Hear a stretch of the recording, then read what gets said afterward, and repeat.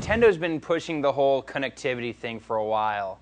The ability to interact between games on your Game Boy Advance and the GameCube. Most of the stuff that's done this has been, the GBA and the GameCube versions of a game will be able to connect, and you'll get some secret items or a special level will unlock. A lot of the stuff has been real token though. There hasn't been a lot of stuff that has really made connectivity a real compelling reason to want to have both a Game Boy Advance and a GameCube. That is until now. The Legend of Zelda Four Swords Adventures is really an amazing game. However, it puts the focus on 4-player, multiplayer, cooperative. It just integrates the whole connectivity thing seamlessly, and it really makes it compelling and really makes it a lot of fun. The Four Swords Adventures has its roots in The Legend of Zelda A Link to the Past for the GBA, the port of the classic SNES adventure game. Now, Four Swords Adventures really expands upon the concepts that were presented in Four Swords and turns it into a full-fledged game. It has a similar sort of mixture of competitive and cooperative gameplay, where the 4 players will want to compete against each other for gems, which when you collect increase your power and also increase your stats, but you're going to have to cooperate a lot to get a lot of the puzzles solved. There's lots of stuff that you're going to have to do, pushing like giant bricks, fighting lots of enemies. There's lots of switch-based puzzles, item-based puzzles, stuff that you just can't do on your own. So you're going to need to cooperate with the other 3 players. Now, if you don't like doing the whole cooperative thing, if you're kind of a solo guy or you just don't have friends, you can play the game by yourself. It's not quite as much fun, but it's still a really good game. The levels are a lot more self-contained. Instead of having, statistics or items that carry over from level to level, each level is its own thing. The levels last a little bit less than an hour, depending on whether you play by yourself or with other players.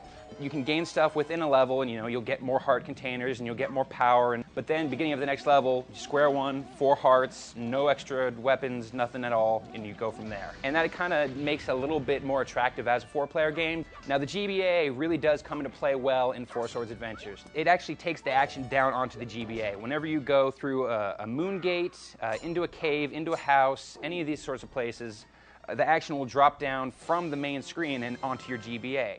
At first, it's kind of jarring. The first time it happens, you might not know to actually look down. But once you understand the convention of the places that you'll go to that will cause the action to go to your GBA, it's pretty much second nature. And it allows you to get more stuff done. Each player can kind of go off into their own direction for a little bit in a lot of these areas and just complete their tasks that they need to do, and then coming back to the main page when they need to finish up. It can make things go a lot faster, and it can just make the whole experience a whole lot more dynamic.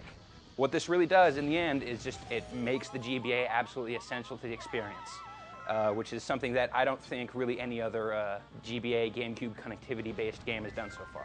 Now, if you don't play well with others and you don't like the whole quest thing, the game also has a battle mode where it's just straight up fighting. It's just 2 to 4 players duking it out, and just whoever the last man standing, rather the last link standing. It's pretty simple. The combat is basically carries over pretty much the same from the main quest. The levels you'll fight in will include lots of just crazy traps and just really nasty power-ups that you can launch and just murder your opponents with. So that kind of makes things a little more interesting. Really, it's an aside.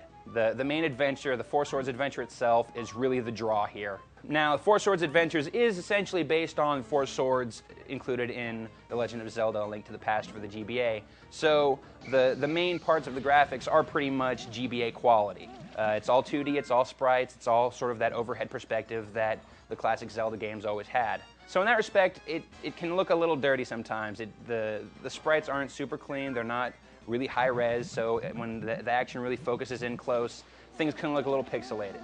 But the game also does use a little bit of the GameCube power and includes some pretty cool looking visual effects that very much reminiscent of what we've seen in The Wind Waker. Lots of the little purple and black curls of smoke will erupt whenever you kill an enemy. You'll have a nice variety of flame effects. There's some other just nice little visual effects that are included in there, which kind of elevate things. It makes it look a little bit nicer, but at the same time, they don't necessarily mesh particularly well with the 2D graphics. It's all stylistically the same, but just there's a certain resolution quality between the stuff that originated on the GBA and the stuff that's coming from the GameCube that you can just really tell, and it kind of takes you out of the moment. It has definitely a negative effect on the overall presentation.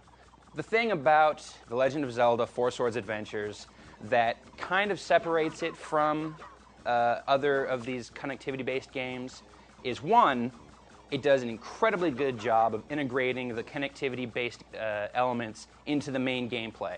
It's not like this stuff's been shoehorned in. You get the feeling that this game would not be as good without this stuff. And that is absolutely fundamental to it. Another thing is that it's just good. It is just a fun game. There is certainly a little bit of a hardware novelty to it with, going back and forth between the GBA and the GameCube. But the bottom line is that if you only play it by yourself and you don't take full advantage of the connectivity and the 4-player cooperative play, you're not going to get everything that you need to get out of Four Swords Adventures.